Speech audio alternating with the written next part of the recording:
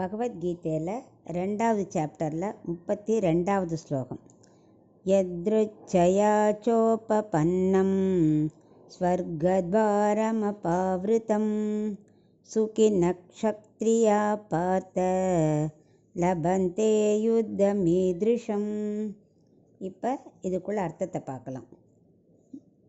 கிருஷ்ணர் இந்த யுத்தம் எவ்வளோ தர்மமானது, எவ்வளோ முக்கியமானதுங்கிறத அவனுக்கு புரிய வைக்கிறதுக்காக திரும்ப அதை பற்றியே பேசுகிறார்.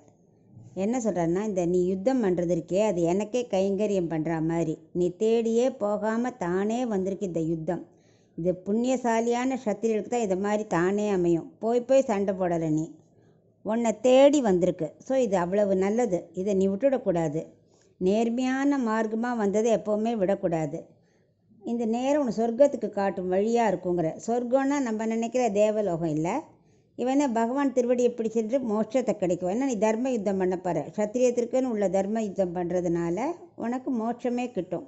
ஸோ தடங்களே இல்லாமல் நீ தைரியமாக தொடங்கு அப்படின்னு அவனுக்கு உபதேசம் பண்ணுறார்.